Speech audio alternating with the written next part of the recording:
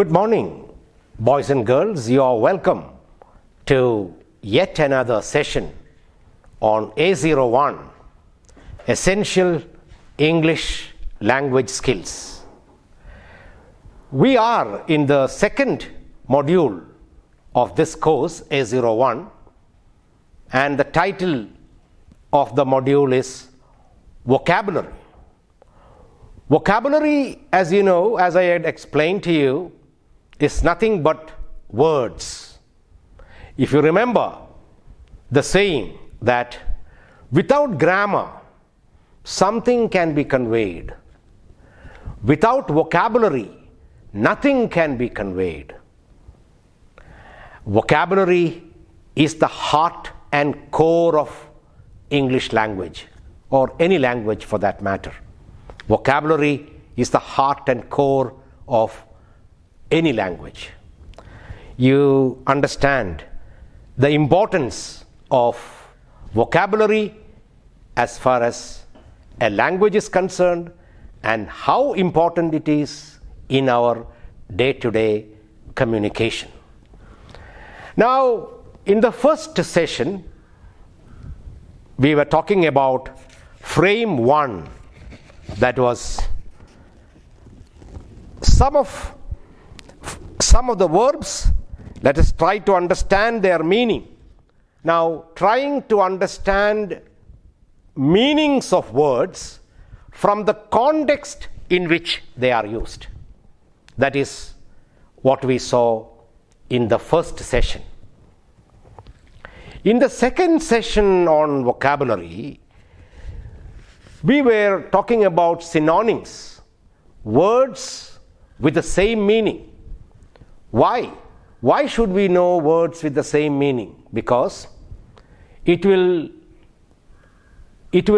help you to express your ideas and thoughts better, by which, again, you will be better communicators. And in the third session, we were talking about collocations.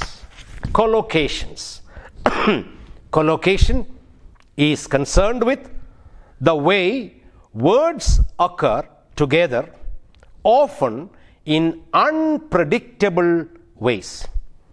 Now, I talked to you about a wide summary, broad summary, in big detail, great detail, utterly confused,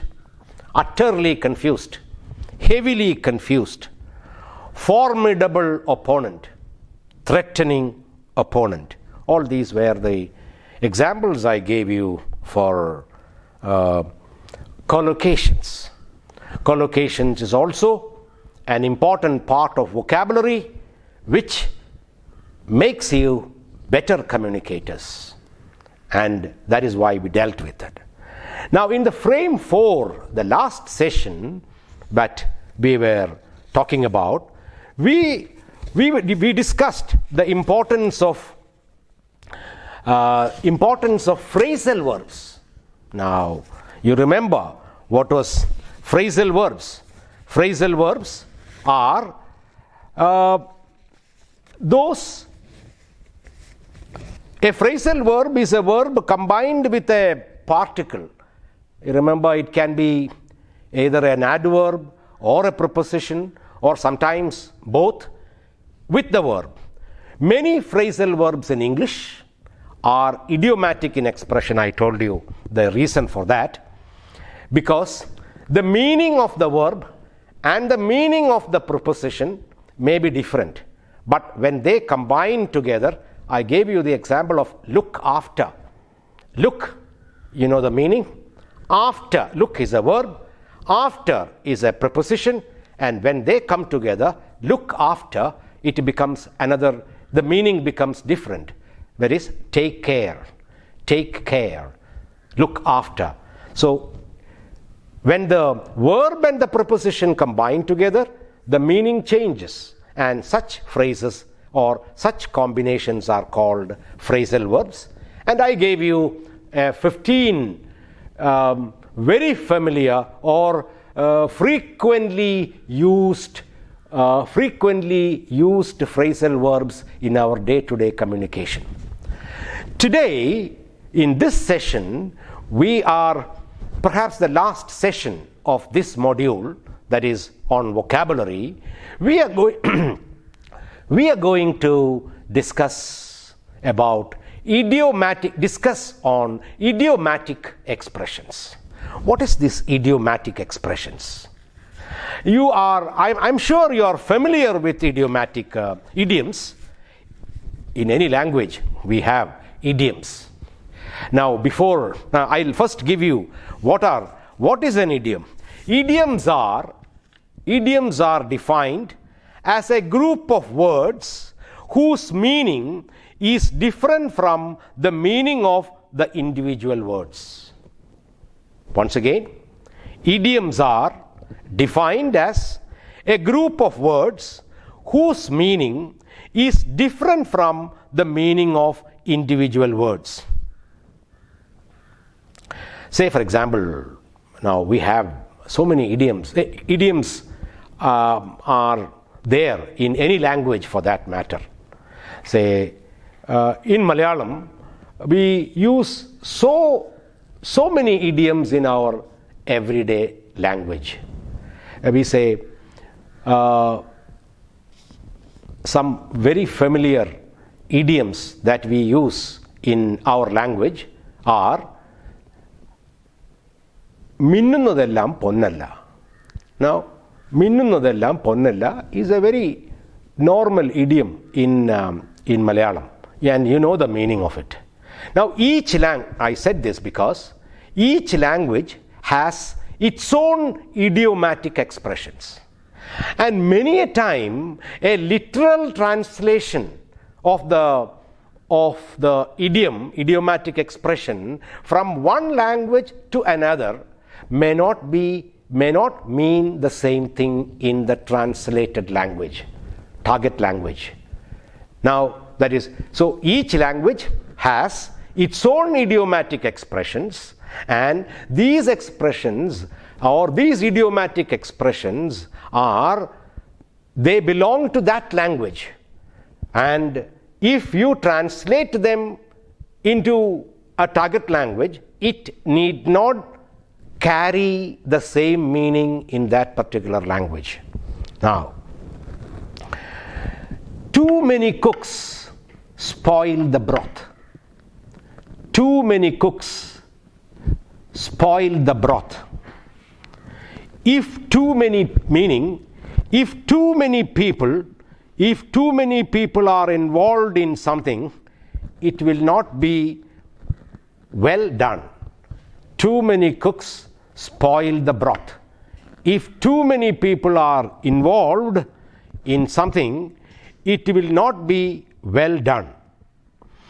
Proper use of idioms adds color and appeal to one's language.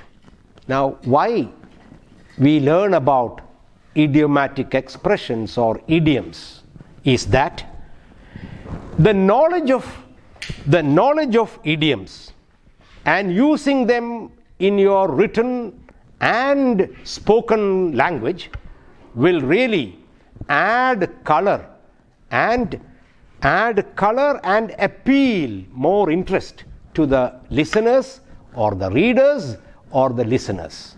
So it is always good that a good communicator uses a good number of idiomatic expressions in their everyday language, so that your listener will be more interested, your listener or the reader will be able to understand you better when you use these idiomatic expressions. Now, the ability to use them correctly is an added advantage to an effective communicator of English. Now, please listen to this particular sentence.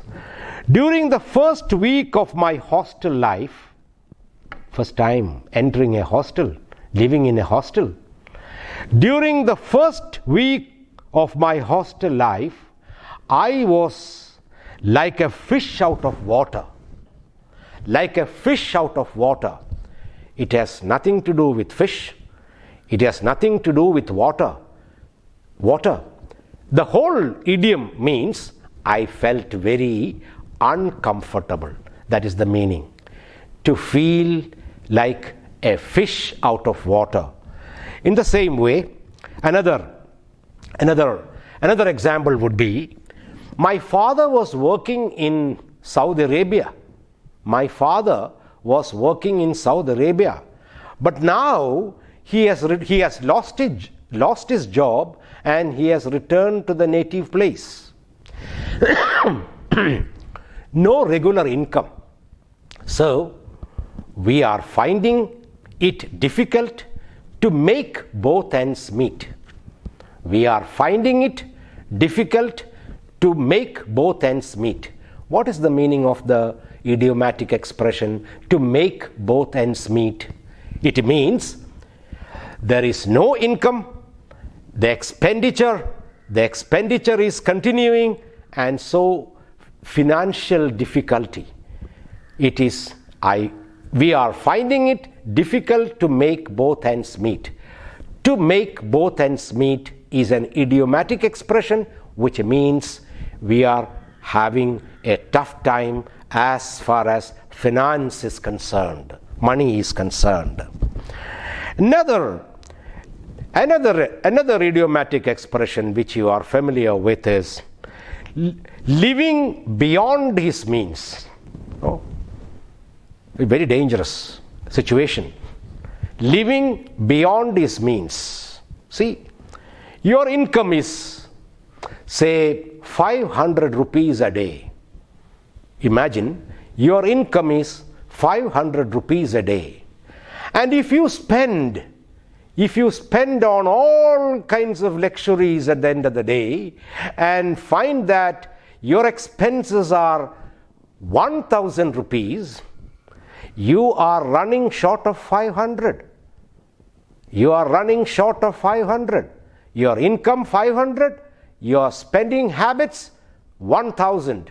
That means you are living beyond your means. To live beyond one's means you are living a very luxurious life, which is very dangerous, because you will be a debtor, because your income but your expenses you can't control. So living beyond one's means. Now I have written a few of the very familiar or very frequently used idioms, 15 of them on the board. Let us try to use each one in a sentence. First of all, I'll explain to you the meaning, and then we'll try to use them in sentences so that you will be able to understand them better. Now, we'll take up one by one. First is a bone of contention. A bone of contention. A bone of contention means the meaning of that particular idiomatic expression is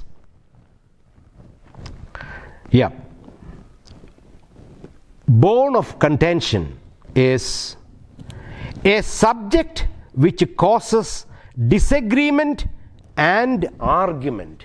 They say, for example, suppose some of you argue that commencement of the class at 8:30 is very inconvenient to some people. Others argue that starting the classes at 8:30 is an ideal proposal. It is an ideal practice, so that after 1:30, after the class, you can engage yourself in other useful occupations. Use the time very, very successfully, usefully after 1:30. So that is a very, very, very comfortable timing. But some people disagree with that. Now, starting the class at 8:30 is a subject which has undergone a bone of contention. Now, bone of contention, a subject which causes disagreement and argument, a bone of contention. Now, we also have a sentence like Kashmir has been a bone of contention, argument between India and Pakistan for years. Between India and Pakistan, Kashmir issue has been a bone of contention, It's an idiomatic expression. I hope that you understand the meaning of a bone of contention.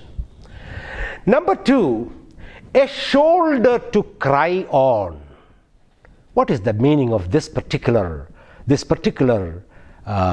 idiomatic expression? A shoulder to cry on. A shoulder to cry on means a person who gives you sympathy. A person who gives you sympathy. A person whom you can approach for any of your problems. That is a shoulder to cry on. When we needed a shoulder to cry on, it was mom to whom I turned to. Mother is a panacea, all solution, all kinds of solace we get from mothers. So when we have a problem, we look for a shoulder to cry on, and usually it happens to be one's mother.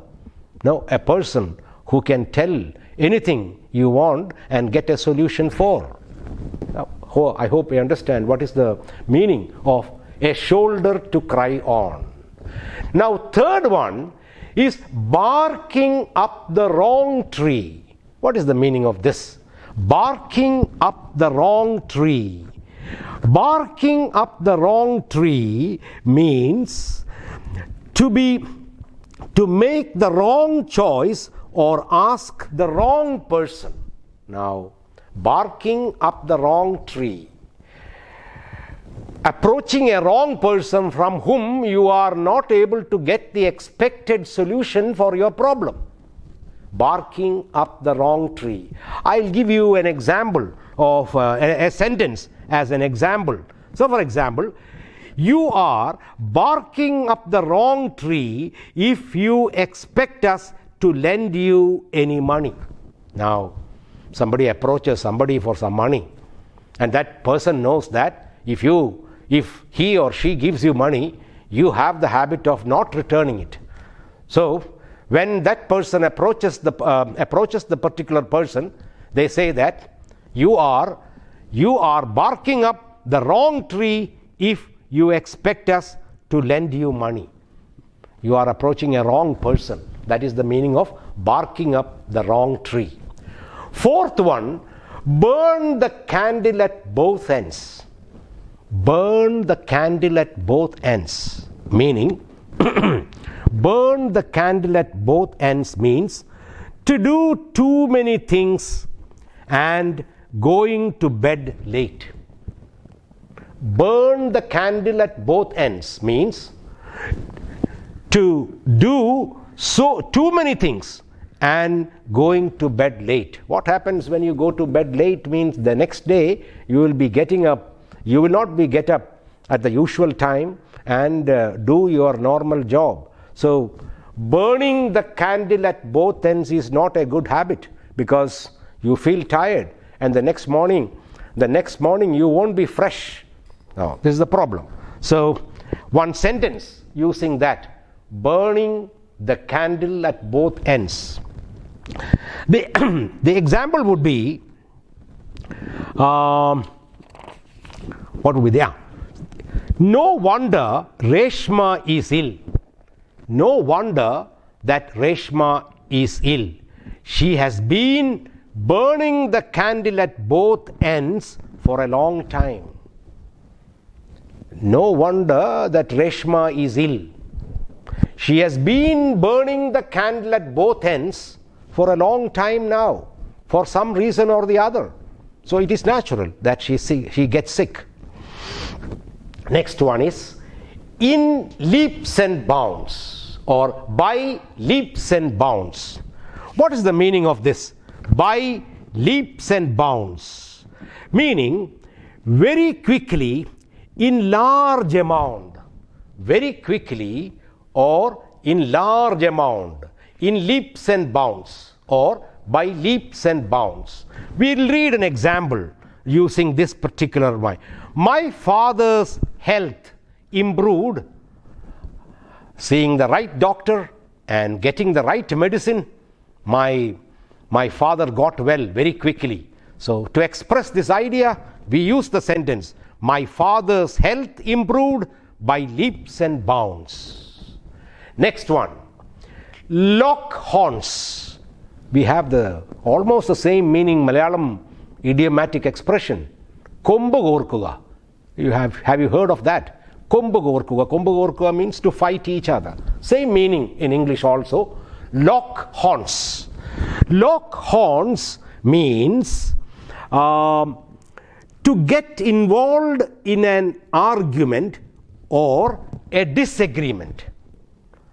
To enter into an argument or a disagreement on a particular issue is called lock horns. The best example would be that the company has locked horns with the unions over the proposed pay cuts because of this the present scenario, that is COVID-19. Some of the factories, some of the companies reduced the wages of the employees, and the employees were really agitated over this, and the company has locked horns with the unions over the proposed pay cuts, salary cuts. That is the meaning, lock horns. Seventh one is pour your heart out to somebody. Pour your heart out to somebody. What is the meaning of this? Pour your heart out to somebody means to tell somebody all your problems and feelings. To tell somebody all your problems and feelings is the meaning of this particular idiomatic expression, pour your heart out to somebody. And a sentence using this particular one is, when I go home, I can pour my heart to my husband. Whatever. Usually wives, when they have a problem at their workplace, they say that when I go back home, I can pour my heart out to my husband. He will be able to listen to me and perhaps give me a solution to my problems. Next is rack your brains. Rack your brains. The meaning of this particular idiom is to think very hard or for a long time about something. To think very hard or for a long time about something is the meaning of the idiomatic expression rack your brains. A sentence using rack your brains is, she was racking her brains trying to remember exactly what she had said. We said something and we forgot it. So she was racking her brain to remember, trying to remember what exactly she spoke. That's the meaning of the idiomatic expression rack your brain. Next one is round the corner. Somebody asks you, where is the post office? Where is the post office? It's round the corner. You understand the meaning. It's round the corner means very near. Very near. A sentence using round the corner as an idiomatic expression would be when I asked where you live, the answer I got was, I live round the corner. I live round the corner means I live very near. 10th idiomatic expression which you are supposed to be familiar with is run out of steam. Run out of steam. The meaning of run out of steam is lose your energy and enthusiasm. Lose your energy and enthusiasm. A sentence using this particular run out of steam would be, she was running out of steam, wondering how she would manage it all in that much short span of time. No, she had about 10 minutes time and so many things to finish, and so she was actually running out of steam. She was running out of steam, wondering how she would manage it all in that much short span of time. Next idiomatic expression is stick to your guns. What's the meaning of this stick to your guns? Actually, the idiom means to refuse to change your mind about something even when other people are trying to persuade you. Now, stick to your guns means you have an idea and you believe that it is correct, and when many people tell you that you are wrong and the real fact is this, you are not ready to change your position or your belief, and in such a situation we use this idiomatic expression, stick to your guns. An example for this particular idiomatic expression is, the students' union stuck on to its guns in demanding a cancellation of the examination. The students were demanding cancellation of examination, but however hard the authorities tried to persuade them, they were not ready to withdraw from their demand. Stick to your guns. 12th one is throw your weight around. It's an idiomatic expression. Throw your weight around or weight about. The meaning of this particular idiomatic expression is tell people what to do in a bossy way, as you are the boss and others are subordinates. If you tell them something, that expression or that particular situation, we use this, that is, throw your weight about or throw your weight around, that you are the boss and others have to listen to you, obey you. And the best one example in this particular to use this particular idiomatic expression in a sentence is a sentence like, what do I say? Yeah. What I like much about the new manager is that he doesn't like to throw his weight about. Now, very humble man.